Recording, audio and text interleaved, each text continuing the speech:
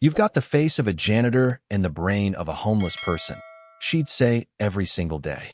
And then she ended up alone, broke. And I'm the one she humiliated, paying every single bill. Without words. I wake up every morning now, and the first thing I think about isn't coffee or checking my phone. It's that voice. That same voice that greeted me for 18 years straight with a fresh serving of poison disguised as motherly wisdom. Every breakfast table became a courtroom where I was always the defendant, always guilty of some crime I didn't understand. The kitchen smelled like burnt toast and disappointment most mornings. She'd stand there in her faded bathrobe, hair still messy from sleep, but her tongue was sharp and ready. The routine never changed. I'd stumble downstairs, hoping maybe today would be different. Maybe she'd just say good morning like normal people do. Instead, I'd get the daily reminder of how I was destined to fail at everything I touched. "You're just like your father," she'd tell me while stirring her coffee with unnecessary force. "A waste of space who'll never amount to anything." The spoon would clink against the mug in this angry rhythm, like she was conducting an orchestra of resentment. I learned to eat my cereal fast those mornings, shoveling spoonfuls while she painted detailed pictures of my future failures. School became my escape, but even there I carried her words like stones in my backpack. When teachers called on me, I could hear her voice whispering that I was too stupid to know the answer. When kids laughed at something I said, it wasn't because I was funny, it was because I was the joke, just like she always said I was. I started sitting in the back of classrooms, making myself small, invisible. The worst part wasn't even the insults. It was how she said them so casually, like she was commenting on the weather. "Pass the salt. You'll never make anything of yourself. Did you see it might rain today?" The cruelty was so woven into normal conversation that I started thinking maybe this was just how families talk to each other. Maybe everyone's mom told them they had the personality of wet cardboard and the future prospects of roadkill. High school brought new categories of failure for her to explore. When I brought home a B+ in math, she'd shake her head and wonder out loud how someone could work so hard just to be mediocre. When I didn't make the baseball team, she acted like it was confirmation of some genetic defect she'd been tracking since birth. When I got nervous talking to girls, she'd remind me that with my face and personality, I should probably get used to being alone. The thing about living in that kind of toxic cloud is that you start breathing it without noticing. Her voice became my inner voice. When I looked in mirrors, I saw what she saw. When I tried new things, I heard her predictions of failure before I even started. She didn't just live in our house. She lived in my head, setting up permanent residence in every corner where confidence might try to grow. I remember the exact moment I realized other families weren't like this. I was 16 and spent the night at a friend's house. His mom made pancakes in the morning and asked how I slept, actually waiting for an answer like it mattered. When he spilled orange juice on the table, she just laughed and handed him a towel. No lecture about being clumsy. No prediction that he'd spend his life making messes for other people to clean up. Just normal kindness. That night, I went home and tried to see our house through different eyes. The walls felt smaller, the air heavier. Every family photo on the mantle seemed to be lying about who we were. We looked happy in those pictures, but I couldn't remember the last time happiness had actually lived in those rooms. It was like we were all actors who forgot we were performing and got stuck in character. Senior year brought college applications and a whole new arena for her creative cruelty. She'd sit at the kitchen table with my forms spread out, making comments about how I was wasting application fees on schools that would never want someone like me. Community college would be perfect for me, she'd say, since I clearly wasn't built for anything challenging. The guidance counselor at school kept encouraging me to apply to better schools, but I could barely hear her over the soundtrack of my mother's certainty about my limitations. Somehow I got into a decent college 3 states away. The acceptance letter felt like a lottery ticket, too good to be real. When I showed her, she barely looked up from her magazine. She just nodded and said something about how they must be desperate for students these days. Even my victories had to be reframed as evidence of how low standards had fallen everywhere. The day I left for college, she didn't help me pack. She didn't drive me to the airport. She just stood in the doorway while I loaded my life into 2 suitcases and a backpack, watching like I was a stranger leaving someone else's house. No hugs, no advice, no promises to call. Just that same look she'd been giving me for years, like I was a problem that was finally solving itself. College was like learning to breathe underwater. Except the water was clean air, and I'd been drowning my whole life without knowing it. My roommate's biggest worry was whether his girlfriend missed him. Mine was unlearning 18 years of being told I was fundamentally defective. Every success felt stolen, like someone would eventually realize they'd made a mistake and take it all back. I threw myself into studying partly because I loved learning, but mostly because I needed to prove something to the voice in my head that still sounded exactly like her. Every A felt like evidence in my defense. Every professor who seemed to like me was a witness who might testify that I wasn't completely worthless. I was trying to build a case for my own humanity one grade at a time. The strange thing was how rarely I thought about calling home. Other kids talked to their parents every week, sharing stories and asking for advice. I couldn't imagine having that kind of conversation with her. What would I even say? How was I supposed to share good news with someone who'd spent my entire childhood explaining why good things would never happen to me? Sophomore year, I met someone who changed everything, though not in the way you might think. She wasn't a girlfriend or even a close friend. She was just this girl in my American literature class who had this habit of speaking up when she disagreed with something. The professor would make some point about a character's motivation, and she'd raise her hand and politely, but firmly explain why she saw it differently. She never seemed worried about being wrong or looking stupid. She just said what she thought with this quiet confidence that seemed impossible to me. One day after class, I asked her how she did that, how she just spoke up without being terrified of saying something dumb. She looked at me like I'd asked how she managed to breathe without thinking about it.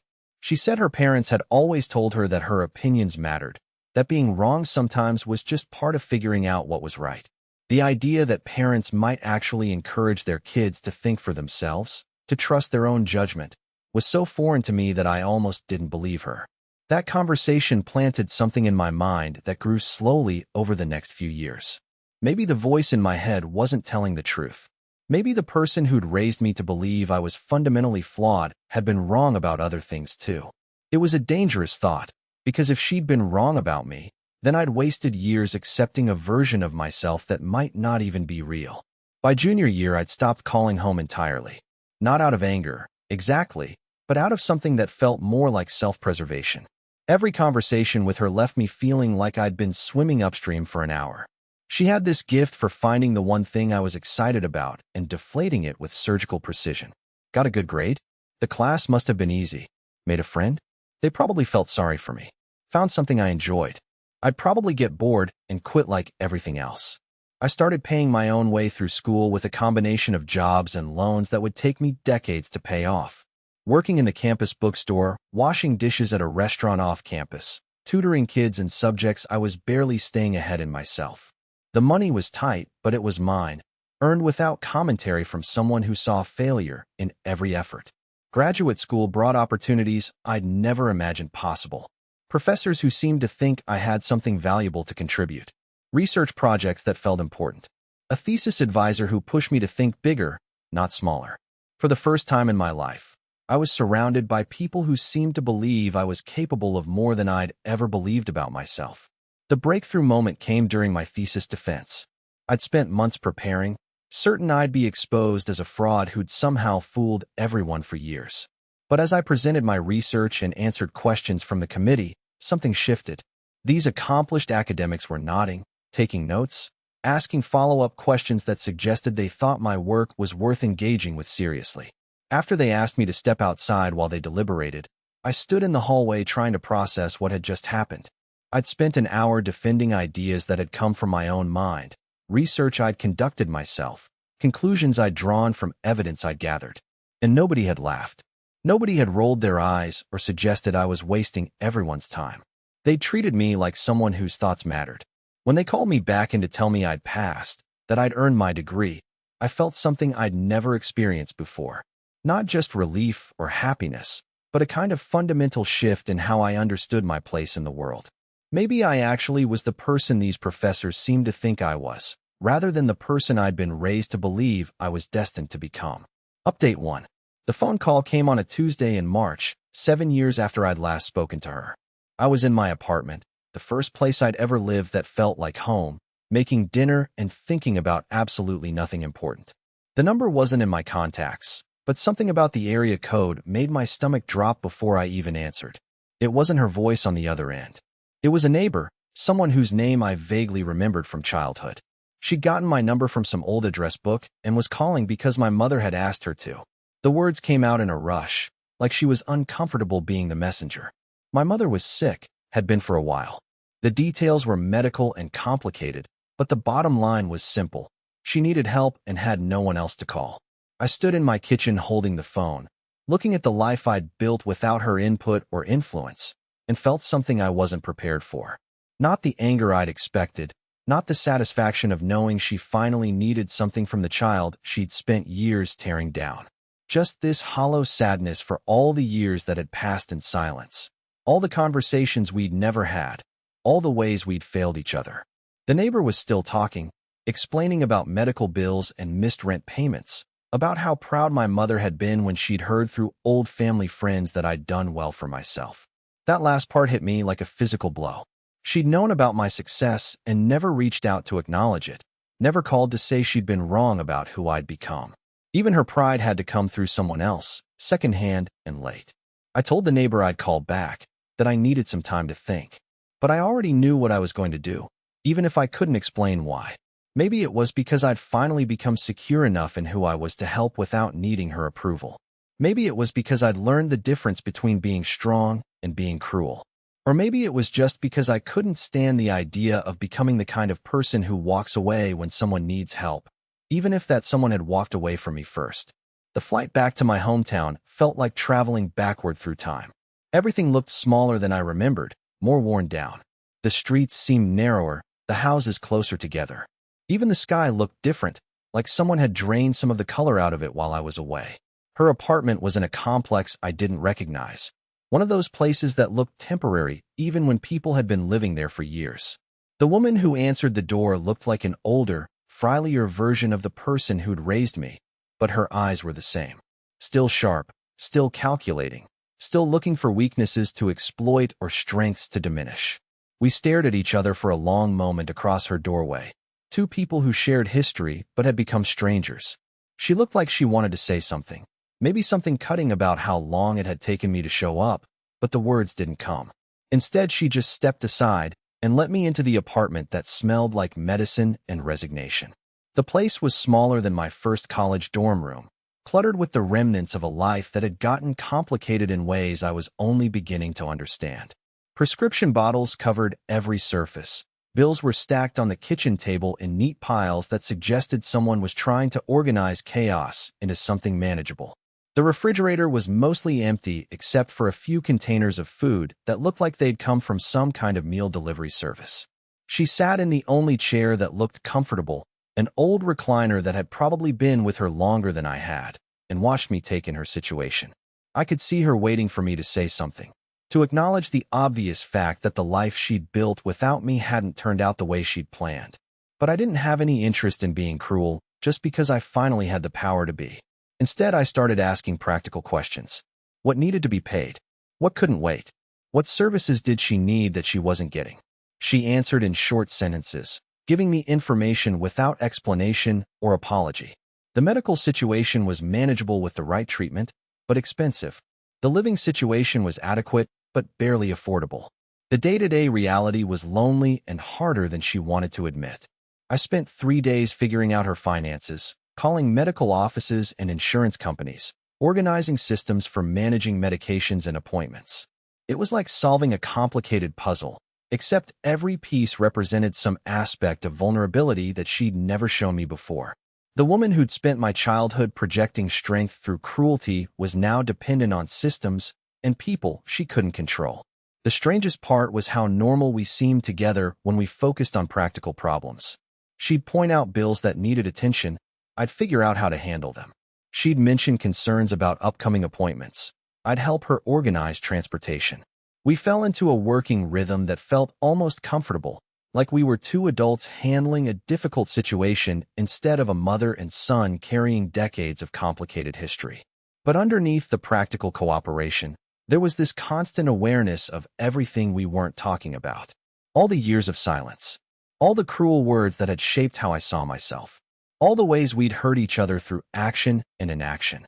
The elephant in the room wasn't just big, it was architectural, supporting the entire structure of who we were together. On my last day there, I set up automatic payments for her essential bills and arranged for a service to deliver groceries weekly.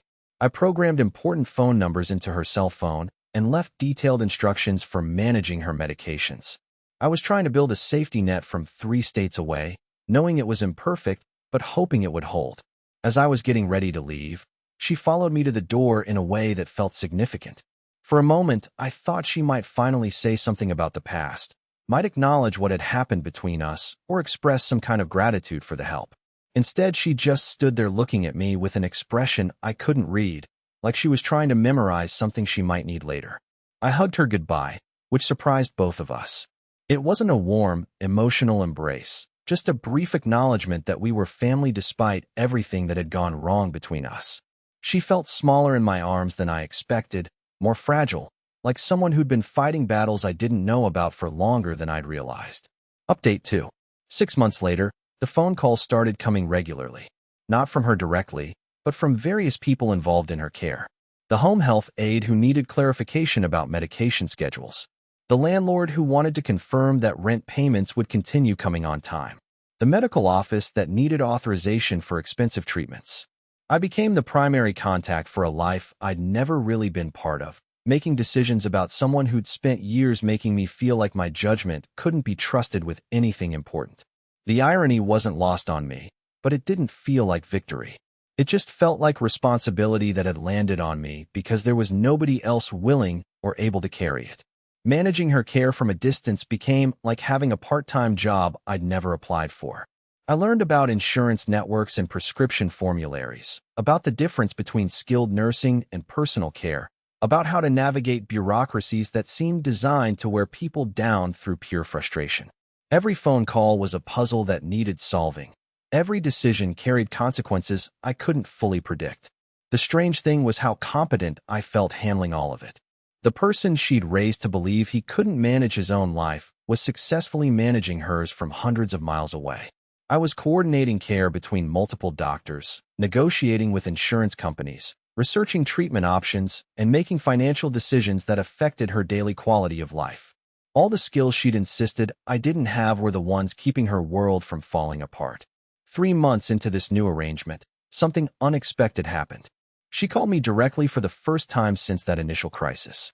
Not because of an emergency or a problem that needed immediate attention, just to let me know that the new medication was working better than the old one, that she'd liked the aid I'd arranged for her, that the grocery delivery service was bringing good produce. It was the kind of update call that normal adult children might get from their parents regularly. Except we'd never been normal, and these weren't normal circumstances. She was reporting on her life to someone who was paying for significant portions of it, someone who'd become invested in her well-being despite years of reasons not to care. The dynamic between us had shifted in ways neither of us knew how to acknowledge or discuss. These calls became weekly, then twice weekly. Never long conversations, never emotional or personal, just practical updates delivered in the same matter-of-fact tone she'd used to criticize me throughout childhood. Except now she was telling me about small victories instead of predicted failures.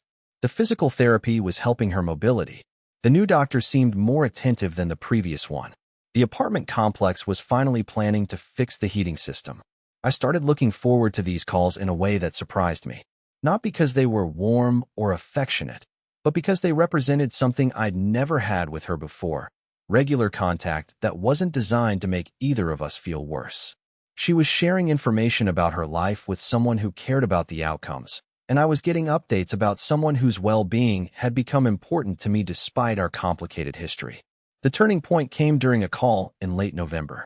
She was telling me about a problem with her prescription coverage, something that would require appeals and paperwork, and probably weeks of phone calls to resolve. I was taking notes and mentally preparing for another round of bureaucratic warfare when she said something that stopped me completely. She thanked me, not elaborately or emotionally, just a simple acknowledgement that I'd been handling things she couldn't manage alone, that my help was making her life significantly better than it would have been otherwise. It was maybe the first time in my entire life that she'd expressed gratitude for something I'd done, the first time she'd acknowledged that my efforts had value. I didn't know how to respond. Part of me wanted to point out that this was long overdue, That basic appreciation should have been part of our relationship all along. Another part wanted to minimize it, to treat it like no big deal, because making it significant might make it awkward. Instead, I just said I was glad I could help, which felt both true and inadequate. After that call, something shifted between us. The weekly updates became slightly longer, included more details about her daily life, occasionally even mentioned things she was enjoying rather than just problems that needed solving. She started asking about my life too, nothing deeply personal, but basic questions about work and whether I was taking care of myself. It was like we were learning how to be in each other's lives without causing damage.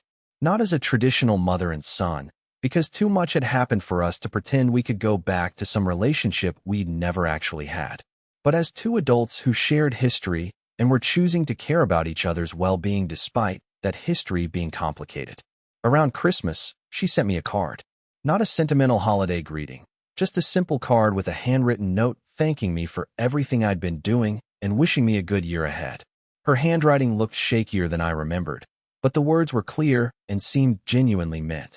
I kept that card on my refrigerator for months, not because it was particularly meaningful, but because it represented something new between us. The medical crisis that brought us back into contact had resolved into something manageable, but I kept handling her finances and coordinating her care because the system we'd built was working for both of us. She had support and security she couldn't have maintained alone, and I had a way to be helpful that felt meaningful without being emotionally demanding. Update 3. The call that changed everything came on a Thursday in February, almost 2 years after we'd reconnected. It wasn't from a medical office or care coordinator this time. It was from her directly, and something in her voice was different. Not panicked exactly, but uncertain in a way that immediately put me on alert. She'd been having some cognitive issues, nothing dramatic, just moments of confusion that were becoming more frequent. Forgetting appointments she'd written down. Getting lost coming back from the grocery store she'd been shopping at for 3 years. Having trouble following conversations with her doctor about treatment adjustments. The person who'd spent my childhood insisting she had all the answers was now admitting she was losing track of important information. The woman who'd criticized every decision I'd ever made was essentially asking me to start making decisions for her. It was a role reversal so complete it felt surreal. I flew out to see her within the week, and the changes were more obvious in person than they'd been over the phone. She moved more carefully, as if she wasn't entirely sure her body would do what she expected. She repeated questions she'd asked 10 minutes earlier. She seemed smaller somehow, not just physically, but in terms of the space she took up in the world. We spent 2 days meeting with her medical team, and the news was what I'd expected but hoped we could avoid. The cognitive decline was likely to continue, probably slowly, but possibly in stages that could be more dramatic. She was going to need increasing levels of support, and eventually, she wouldn't be able to live alone safely. Sitting in the doctor's office, listening to discussions about progressive conditions and care planning, I felt the weight of becoming responsible for someone who'd never really taken responsibility for me. But it didn't feel like burden exactly, more like the natural progression of a relationship that had already been redefined by circumstances beyond our control. The conversation we needed to have happened over dinner at her apartment that night. She'd made spaghetti, something simple she could still manage without confusion, and we ate mostly in silence while both avoiding the topic that filled the room. Finally, she set down her fork and looked at me directly. She didn't want to end up in some facility where she didn't know anyone and nobody knew her. She didn't want to become a problem that got passed around between strangers who were paid to tolerate her presence. But she also understood that she couldn't keep living alone much longer, that the independence she'd guarded so fiercely was slipping away whether she fought it or not. What she was asking, without directly asking, was whether I'd be willing to help her figure out what came next. Not to take over her life completely, but to be the person who made sure she had what she needed as her needs became more complex. To be the advocate and decision-maker she'd never been for me, but that she now needed someone to be for her. I told her yes before I'd fully processed what I was agreeing to. Maybe because I'd become someone who could handle complicated situations. Maybe because I'd learned that taking care of people could be a source of strength rather than weakness. Or maybe because despite everything that had gone wrong between us, she was still the person who'd raised me, and walking away would have made me someone I didn't want to be. The logistics were overwhelming at first.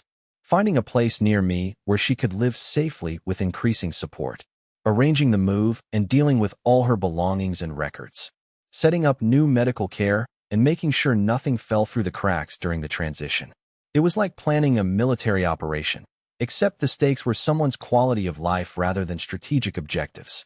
She moved into an assisted living facility 20 minutes from my apartment, a place that felt more like a hotel than an institution. Private apartment with a kitchenette, common areas that didn't feel depressing, staff who seemed to actually care about the residents rather than just managing them. It cost more than I could easily afford, but I'd gotten good at finding ways to make complicated budgets work. The adjustment period was harder than either of us expected. She was anxious about being in a new place, uncertain about routines and rules she didn't understand yet. I was anxious about whether I'd made the right decisions, whether the care she was getting was adequate, whether I was doing enough or too much or the wrong things entirely. But slowly, we developed new patterns. I visited twice a week, usually bringing lunch or dinner so we could eat together. We'd go for walks around the facility's grounds, or sit in the common area and watch other residents play cards or work on puzzles. Sometimes we'd just sit in her apartment while she napped, and I handled paperwork or made phone calls on her behalf.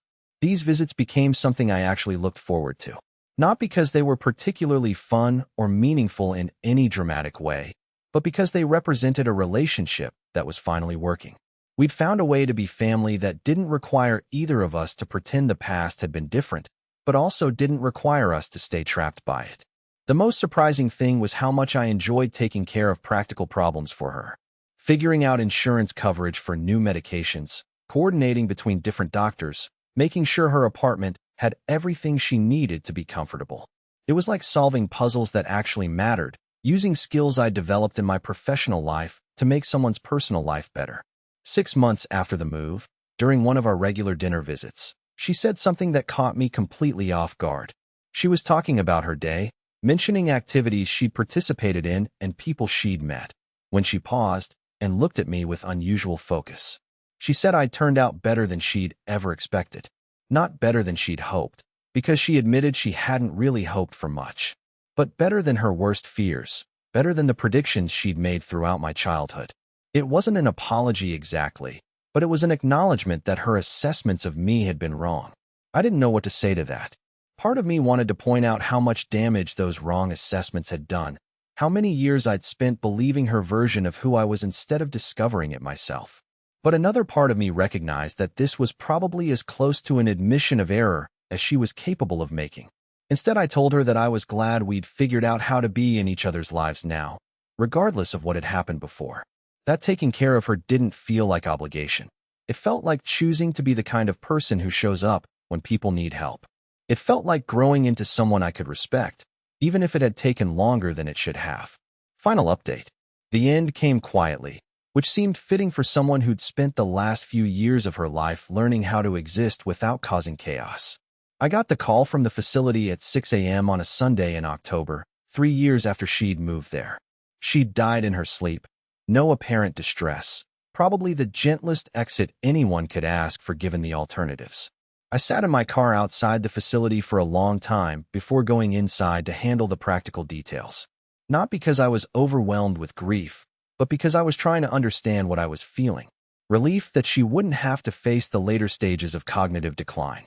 Sadness that we'd only learned how to have a decent relationship in the final years of her life. Something that might have been peace, knowing that I'd done right by someone who hadn't always done right by me.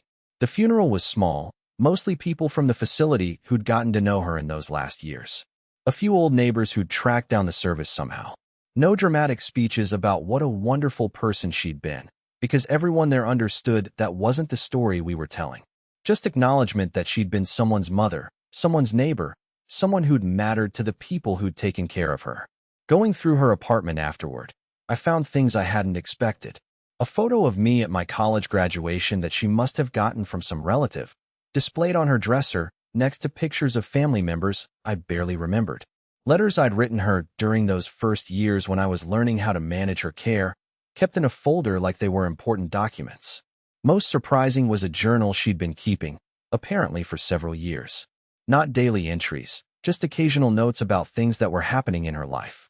medical appointments and activities at the facility, but also thoughts about people she'd met and things she was grateful for. Several entries mentioned me, describing visits we'd had or problems I'd helped her solve. Reading her version of our relationship during those final years was strange and moving in ways I hadn't anticipated. She wrote about feeling guilty for needing so much help, but also about being amazed that I was willing to provide it. She wrote about being proud of the person I'd become, but also about wishing she'd been a better mother when it might have made a difference. One entry, written about 6 months before she died, hit me particularly hard. She'd written about watching other residents at the facility whose adult children rarely visited, and feeling lucky that her son called regularly and showed up when he said he would. She wrote about not understanding why I was willing to take care of someone who'd been so critical of him for so many years, but being grateful that I was the kind of person who did the right thing even when it wasn't easy.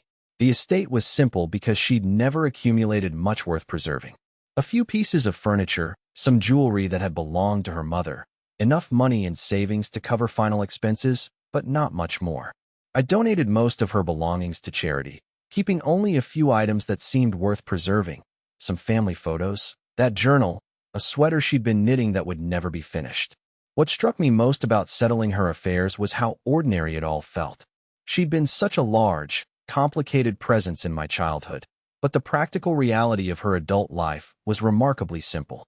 Bills and medications and routine appointments, friendships with other residents and staff members, small pleasures like puzzle books and television shows she followed.